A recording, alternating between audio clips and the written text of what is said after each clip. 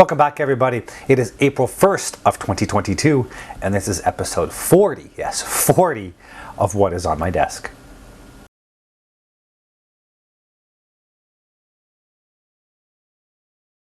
So we're back for another one of these monthly build updates for what's going on my model desk. I do have a bit of progress to show you on these three kits. As you'll see, not as much as I quite have hoped, but as usual, it's actually it's a decent amount of progress, and you guys should be pretty surprised at how good things are looking. That being said, I also have a few, one new item to show you. It's a new kit. It's something I've been looking forward to for a while now. A couple of years, I think. I've been waiting for this to drop, and I finally managed to get my hands on one of them. So I guess without further ado, before I get too far into this, my name is Sean, and this is Sean's Aviation.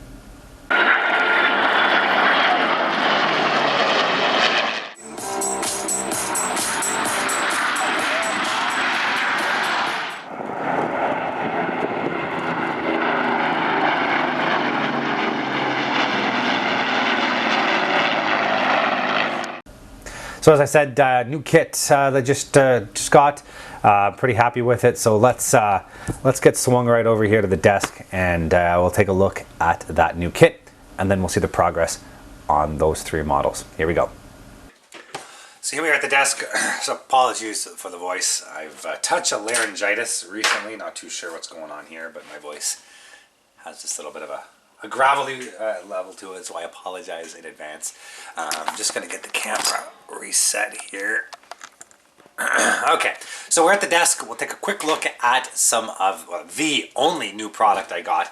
This is one that I have been, I may have mentioned it in the past. It's really the only kit that I have been waiting for recently. It's been on my list for a number of years now. And without further ado, I'll introduce it to you. It is the ICM B-26K Counter Invader. And as I was saying, this has been on my books for a while as something that I wanted to get. Ever since ICM initially announced their B-26 family of kits, it had been announced that the Counter Invader was planned to be part of that release, and What always wanted a Counter Invader, and really the only way to do it prior to this was using the, at least in 1/48 scale, was using the, what was the name of that company? It was a, I can't remember the name of the company. Anyways, there was, I'll write it up here on the screen, maybe a picture or two. Anyways, it was a resin kit, modified, conversion kit you needed to use on the old monogram kit in order to do it. It included the nose, the cowlings, all the little bits and stuff, and it was an expensive kit. It was well over $100 for the modifier, the conversion kit, and it was resin, which isn't always easy to work with. And you had to modify it and match it to the monogram kit, and the monogram kit, to some anyways, has some minor issues with the shape. So this has always been on my books to pick up. Plus the company that made that conversion kit went out of business a few years ago, and the kit is worth its weight in gold. So this coming out not only A, makes it affordable for the vast majority of people to get, but also lowers the cost of those conversion kits for the people who do want to go that route.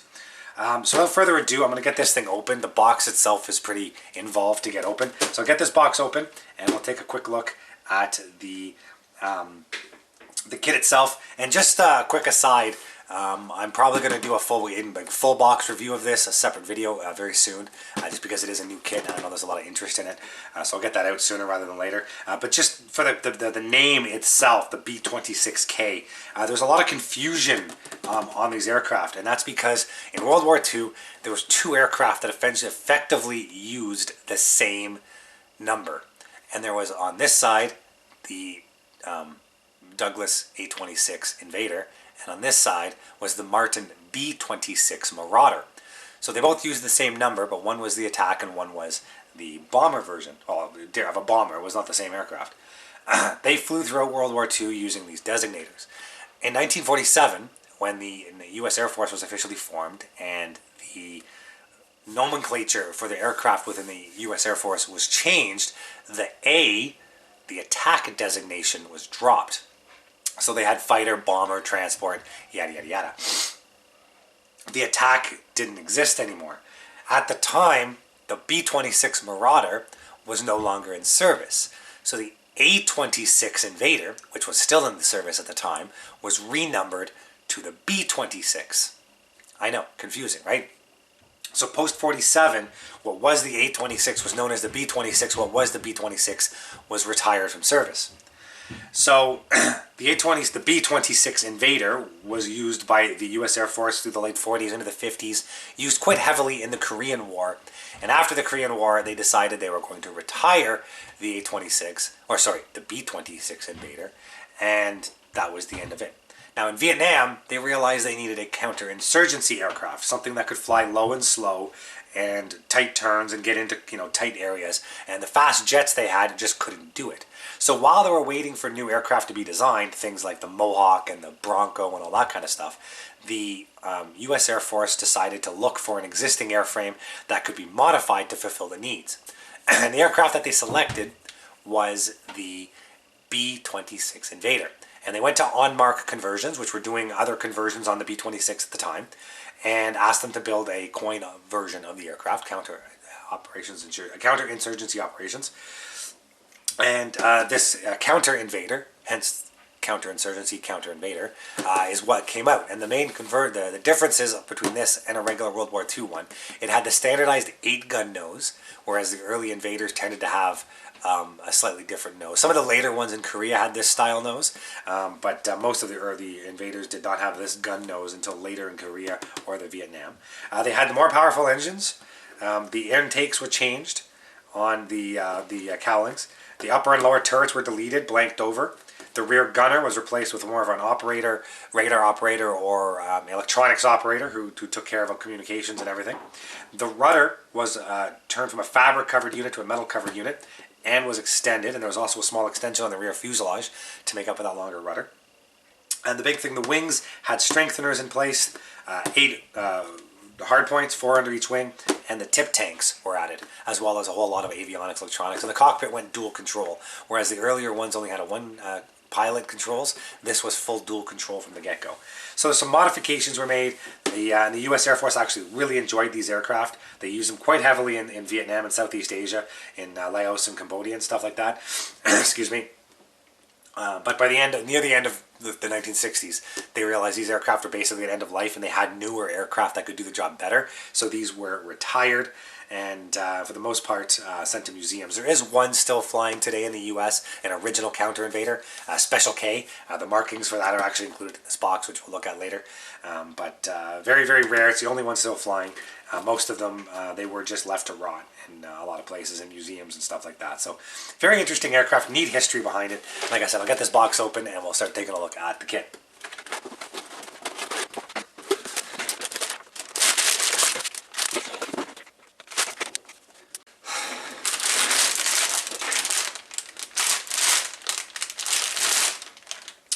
Okay, so as I mentioned, I'm not going to do an in-depth review here. I'll do a full in-depth review very shortly.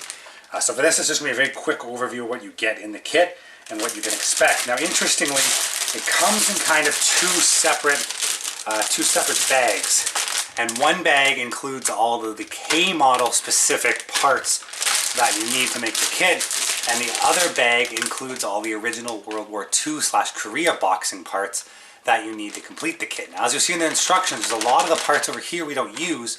We're just using some of the smaller interior detailing parts to complete this kit. But it's interesting the way they're broken down into the two. Like I said, you'll see a bit as we go through. I'm going to start with the World War II bits, as they are common to all of the World War II ones. Now, you don't get a full World War II kit. As you'll see, there are quite a few basic parts that we are missing. So I'll start with, what is this one? Sprue D. So there's actually, if memory serves correctly, there are two Sprue Ds. They are, no, I am wrong. Wait a minute. No, I am right. Yep, there are two Sprue Ds, and they are 100% identical. So Sprue D includes a lot of the duplicate stuff you need. Excuse me. Engines, cowlings, exhausts, some bombs, the gun packs for under the wings, the rest of your engine parts. I guess each cylinder bank is built up of 2 halves all of your wiring harness, cowling holders, some more bombs, exhaust stacks, your propeller. So all of this is all, you need 2 of these to make the kit. So they come in 2 separate sprues. Now, as I'm sure you can tell, I'll zoom in here a little bit. The detail on this kit is very, very nice. The engines have some really nice cooling fin details in there. You know, panel lines are just deep enough that they'll take a good wash, but not trench deep. The exhaust stacks have nice detail on them. Nice crisp molding around the engine. So you can see that there's a lot of effort was put into getting this looking good. Like the detail here on the wheel hubs, very nice, accurate scale kind of depth to everything. So a lot of this will look really good with a bit of painting and dry brushing and some black wash. So that's the details on that. And then sprue C includes your left wing, top and bottom, and the plastic itself has a really nice kind of satiny finish. It's not super shiny, it's just a little rough. Will allow a good primer bite on it. It's very, very interesting how they finished it. I've never seen a finish like that. But again, paneling is very nice. Panel lines are just deep enough to grab some black wash, not enough to make it look horrible. So left wing, some bomb doors, and your 2 cowlings, as well as some of the bulkheads for the engine cowlings on sprue, I think I said sprue C. On sprue E, you get a few of the some interior bits, cockpit stuff, your flaps, some drop tanks, some more interior parts, your 8-gun nose, ailerons, some more interior parts, some of the landing gear parts, nose gear doors, instrument panels, some of the main gear doors. Down here you've got some of your gunner compartment stuff, your turret rings and sighting bits and whatnot. And again, the detail on this is really, really nice. I'll zoom in here again on some of these interior parts. Like you see here with some of the cockpit, the radios and stuff. Some really nice crisp detailing on that. The instrument panel, every little bezel is individually molded. And you get all the buttons and everything. So some very nice, you know, the sighting periscope for the gunner's turret. Very nice detail. Like I said, very easy to black wash and dry brush and really get these details to pop. So it's very, very interesting on how well this is made. This is my first. I've had the Revell C45, which was an early ICM boxing, but this is really the only late model ICM kit that I've ever had. I'm very impressed with the detailing on it. So sprue B has your right wing, top and bottom, closed bomb bays. These are your elevators and the rudder, some of your fuselage parts for the turret ring, and some of the interior bulkheads, and then your main sort of wing spar and bomb bay bulkheads. So all of that is on that sprue. So that is the entirety of what you get for the World War II section of the kit. And as you'll notice, you're missing, as I said earlier, the parts to build a complete kit. You don't have the fuselage, and you're missing a lot of the other bits and pieces that you need to finish the kit. And that would be because the sprue that included the fuselage kits only had World War II specific stuff, and as the K model had a different fuselage with that extension.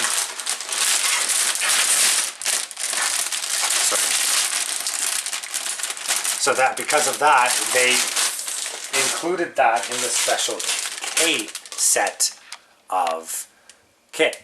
So I'll open this one up now and we can take a look at what we have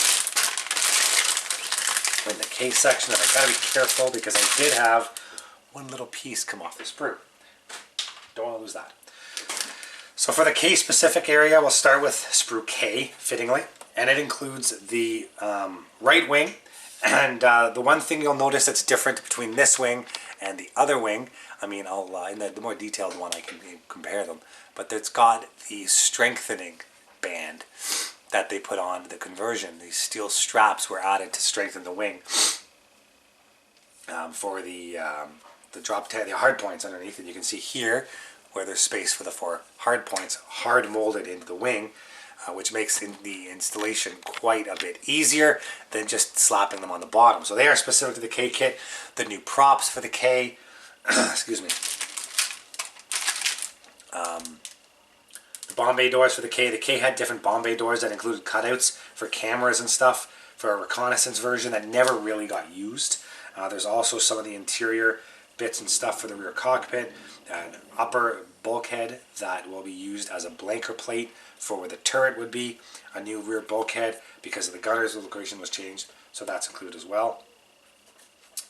And then we'll look at the sprue, which one are you? J, which has the other wing on it, has the left wing. It also includes the new drop tanks, which, as you'll notice, the wingtips are cut off, so the drop tanks pop straight on. So we have both tip drop tanks, both the new cowlings. As I said, they do have a new intake, so it has the different cutout on the cowling for that. The new instrument panel, because the old panel was only half a panel, and this one is a full panel, so it's a completely different instrument panel from the way it was before.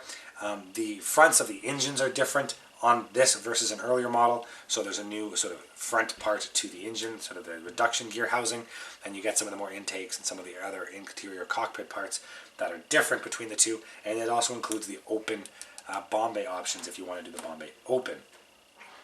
So that's on sprue K. And then sprue, what are we here, L, includes a lot of the exterior bits and pieces. You get some of the extra control yoke for the cockpit, a few of the all the hard points, a lot of the antennas and stuff, and then some of the other bits in the cockpit to make it the dual control cockpit, plus some other additions. A lot of just little fiddly bits on that one. And then sprue A. Sprue A includes, I believe, it's got the cockpit floor on it, and this is the new horizontal stabs, I believe, because they're modified at the rear for the longer fuselage. I believe, I got to compare these parts. When I go to the in-depth one, we'll look a little bit more in depth. Sorry for the pun. A little bit more in depth on what we got going on here. I'm curious if I was even supposed to get this one. A lot of these parts don't seem to line up with everything else, but I'll have to look into that a bit more. And then the final one I have is sprue H. Anyways, if you want more answers, take a look at the in-depth review when it comes out. It'll be out shortly, and I'll be going through all of these parts quite in depth, comparing them to instructions. Excuse me, and see what we got. So sprue H is the big one. It includes the new fuselage halves. As far as I know, the only real difference between this and a standard fuselage is a slightly extended rear tail cone back here, because the rudder was wider. The rudder itself here is a wider chord, so the fuselage had a small extension added to it to allow that rudder to cleanly blend.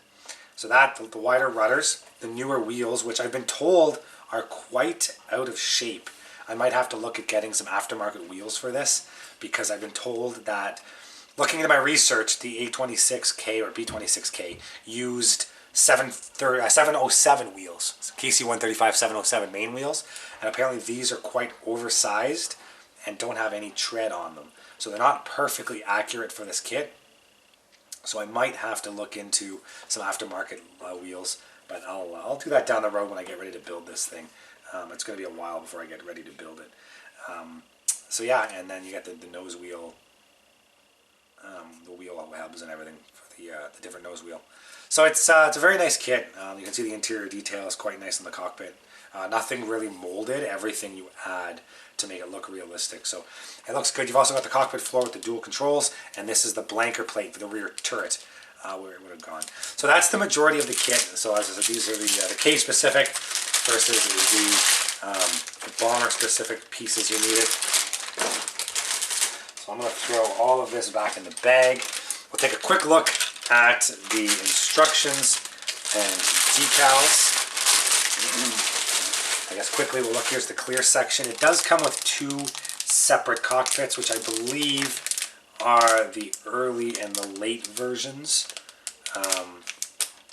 Yeah, this is the early low flat version, and this is the later high sort of domed version of the canopy to give more headroom.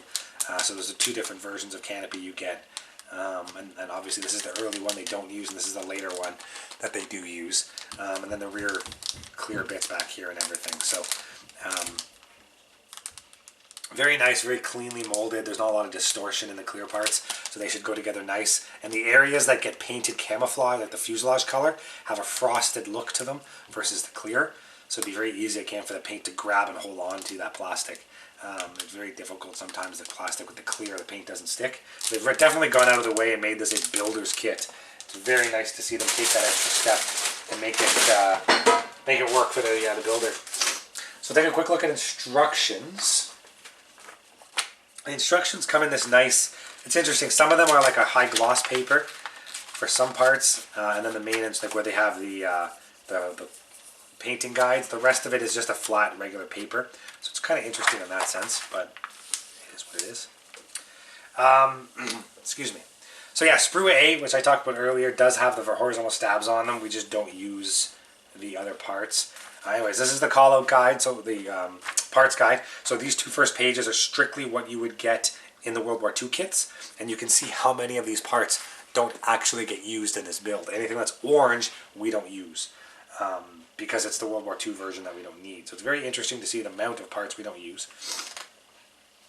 And then the next section shows all of the K-specific parts we use, and obviously, as you can see, we use everything off of this section to get it into a K, and replaces all the stuff over here that we don't use. So that's very interesting. And then the canopy, you can see how we don't use the earlier stuff, we just use the later style, as I mentioned. So moving into construction, you start with the fuselage. Step one, you kind of work at putting together some of the bombs and the bomb bay and the interior bulkheads. And then here at the bottom, we put together the rear compartment, what would have been the gunner's compartment, but on this kit and version becomes an electronics operator compartment. So we move ahead and put everything inside the fuselage, including the nose. I'm not a big fan of the nose gear doors being molded on. It means it's very difficult to build it with the gear retracted, and it's also very easy to break things off, which I'm not a fan of. I'm sure there's a reason why, probably to make the hinges scale specific, but you know, it's just one of my pet peeves. So moving on down here, you've got the cockpit being assembled, center console, the control sticks, all your little bits and pieces with the rudder pedals and everything. And then the instrument panel goes together. There's a decal for the instrument panel. I'd be interested to see what that looks like. You go ahead and install all the control yokes and everything onto that. And then your cockpit pilot seats go on. And then we look at installing the cockpit, some more of the rear internal structure, more bombs in the nose gear doors. Then the fuselage gets assembled. Then we move on. We start doing the horizontal stabs with the elevators and the rudder.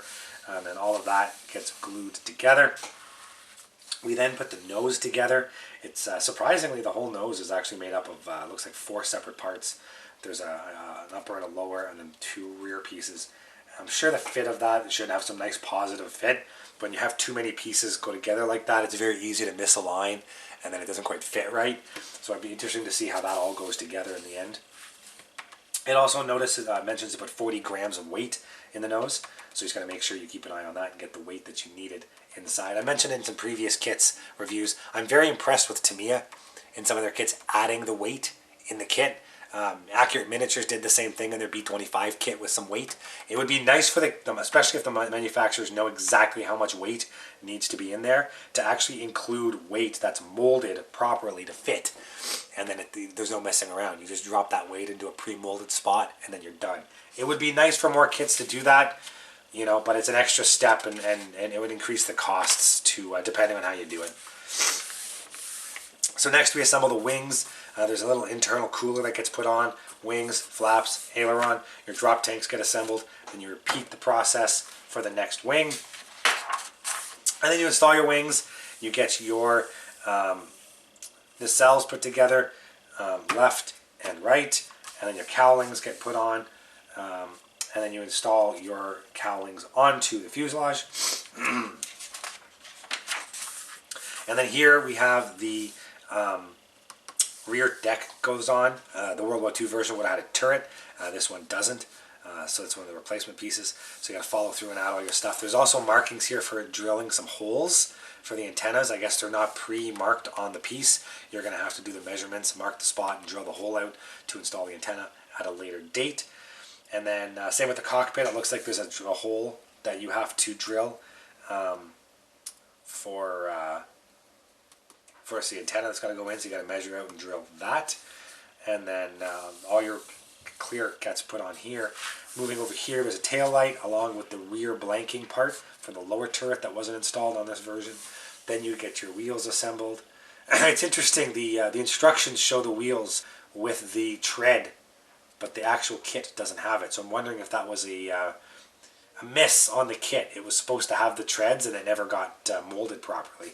Or maybe they had issues with the molds not being able to create the treads properly, and they just filled in the molds and used them the way they were just to get the kit out of the door. Anyways, we do go through, we make the nose landing gear, the main gears, all of that gets put together and then installed. Then we start with the engines. Again, you build 2 cores, and then you put the forward bits together. All that gets assembled onto it, and then you've got your rear cowling piece and all your exhaust stacks that go on. It's a pretty nice looking assembly when all is said and done. I might even leave one of my cowlings off just to show off this amazing engine. One cowling on, one cowling off. I'll have to see when I build it how it looks. Then you put your cowlings on, and then here you get to do the cowl flaps, your uppers and your lowers, and then your bomb bays, again deciding how you want it. There's also a few little antennas that get put on the lower fuselage at this step. Over here, all your upper antennas get mounted. You can see how many, 1, 2, 3, 4, 5, 6, plus the rotating beacon, which was only on the K model. Over here we assemble the drop tanks, the hard points for underneath, and install all of those. There is a left and a right half to them, so just make sure you don't get those mixed up when you build them. And if you do want to hang the weapons on it, you got to drill a hole in order to hang the weapons. Otherwise, you can just mount the blank hard points. And then here in step 100, we put the props on. Now, moving over here, it does actually include a weapons option. It shows you the different loadouts you can carry. You can always do research online, find pictures of what you want, and use those. There's nothing stopping you from going down that road and putting what you want on here. And then down here is just the final kit, all completed. It does show a bit of a loadout here. And again, it's interesting. The instructions show the treads on the wheels, but in the kit, it doesn't. Last bit, they talk about masking. There was no mask templates in the kit, which is surprising. I'm not sure why it mentions it, but not included. And then over here we have the call-out guides for painting. All of them are the standard Vietnam of, I believe, if memory serves, it's like SAC Bomber Tan, medium green, and dark green. And in this case, it's over black. But that's the standard Vietnam color scheme, which is what this would have carried.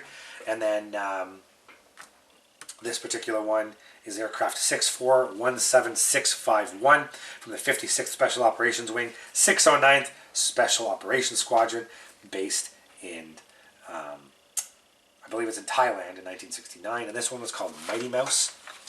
And this one here is 6417649, and this was what they... the reference they used from this was when it was in Davis Monthan Air Force Base in 1970, once they were retired, and it says Sweet Therese on the engine cowlings as its aircraft name. I'd have to do the research and find out what unit this was based in when it was in service. As I said, this is just the reference they used when they drew these up. The other one we have here, I don't believe it has a name on it. It looks... yeah, there's no name painted on this one. But this is 6117645 from the 56th Special Operations Wing, 609th Special Operations Squadron, based in Thailand in 1969. And finally, the last one we have here is Special K, which I mentioned is the one that is still flying today on the Warbird circuit. And this one was 6417679, but the first Special Operations Wing at the United States Air Force in the late 1960s. So those are the instructions for that kit. Interestingly, actually I'll do the decals quickly. They're pretty basic decals. There's not a lot of stenciling on the kit. So you just get the basics. The wing walks, you have the choice of using the black, or you can paint the black and use just the red outline for the walkways. The instrument panels, your propellers, these are all your different markings for the tails, and you've got your aircraft names along with your roundels and some of your emergency markings. Interestingly, Special K includes the modern November number for the Warbird if you chose to build it up as the Warbird. And you've also got the nose art for Mighty Mouse. And that is it. That is the basics of the decal sheet. It is very basic, but you get what you get. Now, interestingly, ICM, similar to some other companies, have released weapons kits. And you can pick up the special weapons that go along with whatever aircraft you're building. And this kit actually includes their Vietnam era, the U.S. aviation armament from the Vietnam era. So the plastic, I'm not going to open this right now, but it's the basic. I guess I can quickly go through. My battery is going to die, so I'm going to try to get through this quick. But you get two of each sprue, and it includes all of the weapons that you would have routinely seen carried by U.S. aircraft in the Vietnam War. I'll take a quick look at the instructions. They're very basic. You get the picture of the sprues, and then you go through. It just shows you how to build up each individual type of weapon. And then in the back is a quick painting guide of each one. And just to show you what you do get, you get the BLU-23 napalm canister with fins or without fins, and the BLU-27 napalm canister with or without fins, and all the decals that go along with that, including the decals for the green painted version of the BLU-23. Down here you've got the Lao-10 rocket launcher, the Lao-68 rocket launcher, and the Lao-69 rocket launcher. And again, all the decals that go along with that. The Mark 77, I'm not entirely sure what that is. I gotta do the research on what a Mark 77 is. And then down here you've got the Mark 81 low drag and the Mark 81 snake eye, and the Mark 82 low drag and the Mark 82 snake eye bombs, which are all very, very common Vietnam era bombs. And you got the SUU-14, which I believe is the 3 bundled rocket launchers, or the 6 bundled rocket launchers. And then you got a multiple ejector rack, which could hold 6 weapons. Again, that's a pretty common item in World War II, so you can see what you get. You get, all the different rockets and stuff. So it's quite a bit of weaponry you can get. So it's interesting that they've added that in the kit to go with it. That's always a nice addition when you want to add the weapons to your kit. And then quickly, the decals for the weapons are also included, and they are strictly just what you would expect. Some stencils, some lines, all that other kind of stuff. Again, nothing special, but great that they did add that to the kit, and you get a good selection of weapons to go along with your B-26K. So I'm going to leave it at that. Like I said, I think very quickly I'm going to record a full in-depth review of this kit, and I'll get that thing punched out quick because I know there's quite a bit of interest in this kit, and being a new kit, it makes sense to get it out as quick as I can. So on that note, let's get to take a look. We'll see where these models stand at the beginning of this month. So here we go. Okay, so here we are at the desk, and we'll take a quick look at the progress on the 3 kits. Now, I guess it's going to be said, I didn't get as far as I wanted to get on them this month. I was hoping to get a little bit closer to the paint. Didn't quite get that far.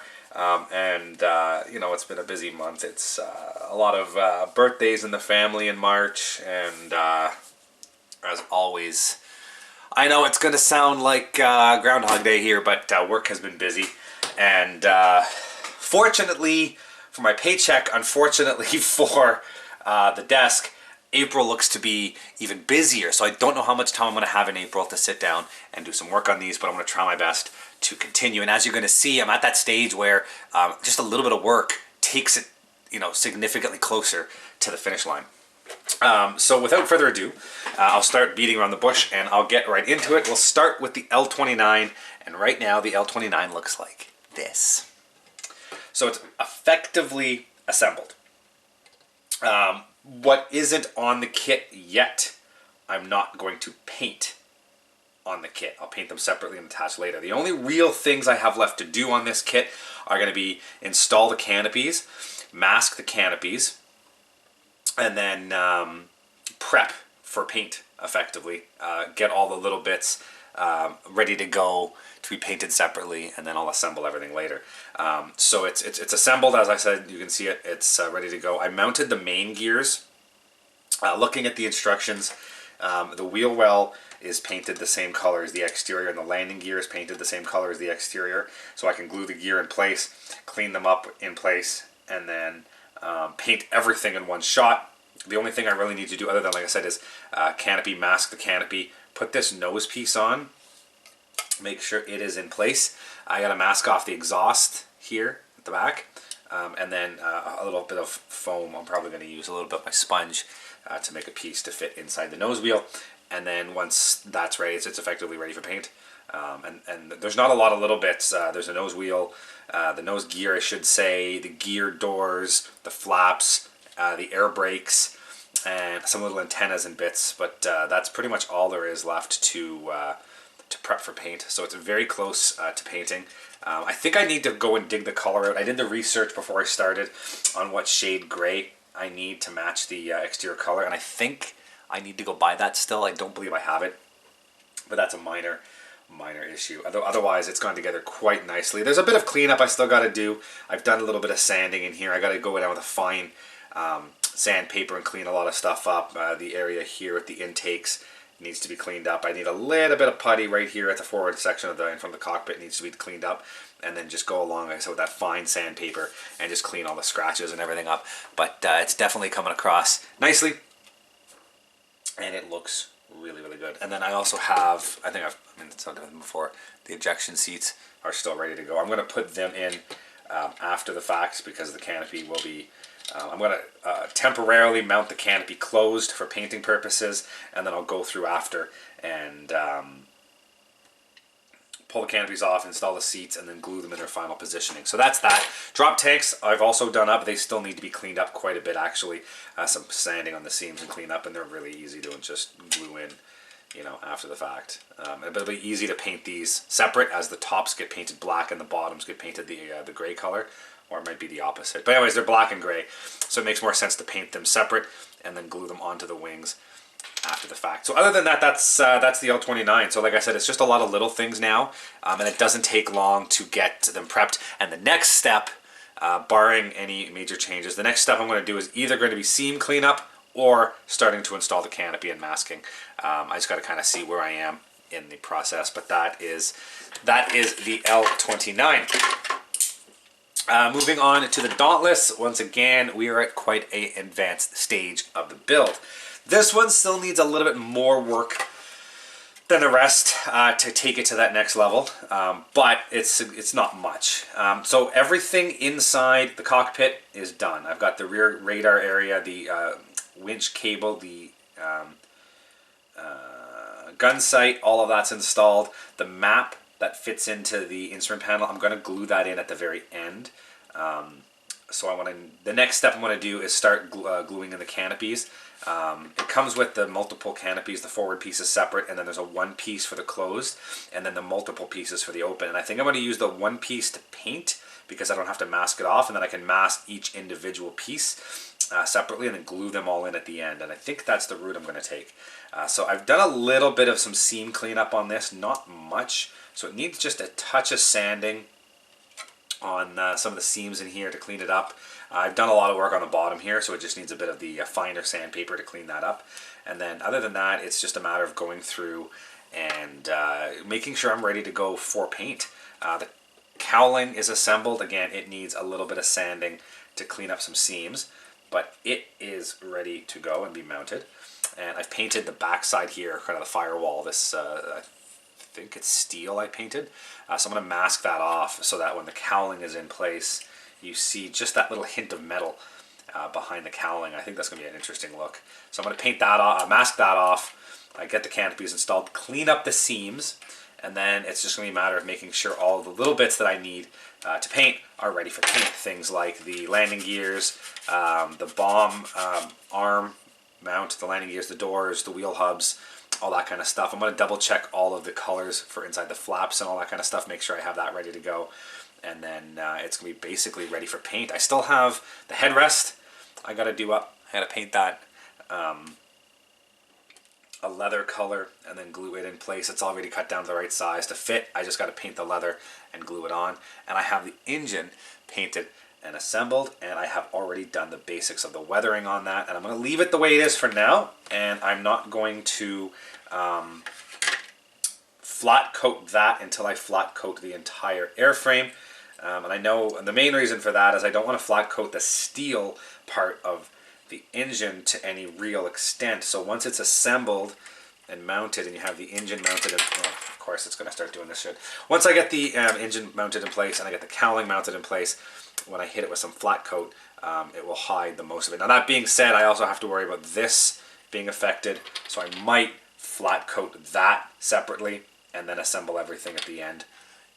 I have to see how the build order goes. But anyways, it's not much left to do on this.